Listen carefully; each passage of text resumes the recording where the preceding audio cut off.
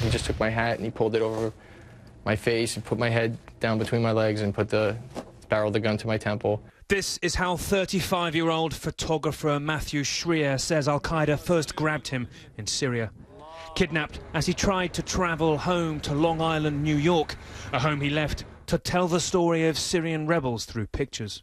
He knew he wouldn't be freed after he was thrown into a dark concrete cell with another American who was covered in grime.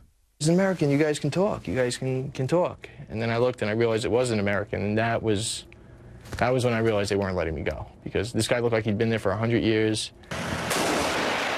Al-Qaeda-linked militants in the northern city of Aleppo have taken many Westerners and Arabs hostage. They're called Jabhat al-Nusra, and took Matt as he was leaving the Syrian rebels he took these photos with. The only two things that scare me are time and the torture. I was just, because it gets to the point where you're just like, you know what, just shoot me. His captors became brutal. They sit you down, they put a tire over your knees, and then they put a stick through it so that you can't bend your knees. And they flip you over so your feet are in the air. And they take a cable that's like this thick, you know, about as thick as a nightstick, and they take turns whacking the bottom of your feet. They do it in like reps of 15. And, you know, they got little kids in there doing it that are like 12, 14 years old, you know, priming the next generation. We have to carry you back to the cell. Tortured for his credit card and bank passwords, his captors using nearly all his money to buy iPads and sunglasses on eBay. They didn't want a ransom, just one confession. They kept like competing to break me. Like the low-level guys kept trying, they all wanted to be the one to make me say I'm a CIA agent. Eventually, he broke. Say you are a CIA agent, or I will hit you very hard. And then I sat there and I was just like, they're just going to torture me until I say it. When you're being tortured by a maniac, you're going to say what they want you to say sooner or later. So I just chose sooner rather than later because it was a lot less painful. Locked up together in 6 different prisons, Matt says he and the other American didn't get along, but had to plan an escape. One cell had a window up high with a flimsy wire grill, which they could fit through.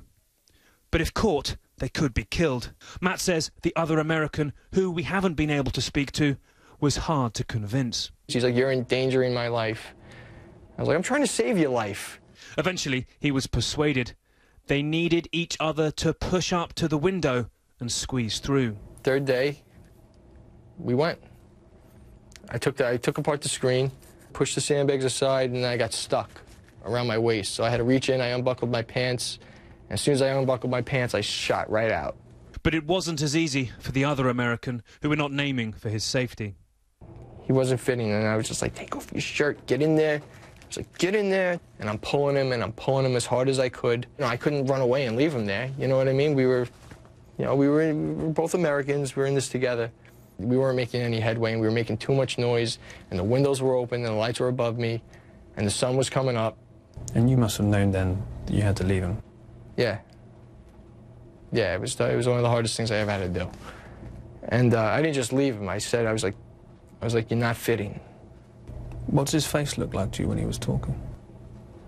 He was scared.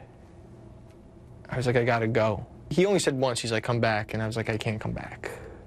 And I was like, I'll get help. I'll get help. And he was just like, all right, go. Is there a part of you which is worried about whether he might be alive now? I think he's alive. I mean, of course, there's always the possibility that he's not. What would you say to him? You know, I'm sorry that it worked out like this. You know, it's hard to move on because he's still there. You know, it hasn't ended yet, 100%. And, you know, I'm not going to have closure until he's home.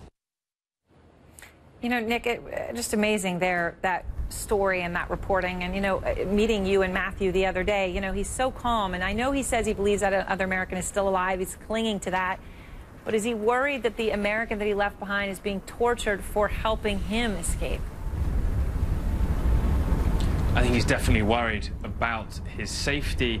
He believes that the goal of his captors wasn't to kill either of them, otherwise they would have done it while he was in captivity, that they are, when they're alive, kind of possessions of prestige for militants in that particular area. But there's one other chilling thing about Matthew's life now. He hasn't got to deal simply with digesting the choice he had to make. He's also come back to the US to find that he was evicted, he says, from his apartment, had his possessions put in a car, and his car was repossessed. He basically has nothing now at all, apart from the shirt you saw on his back there, Erin.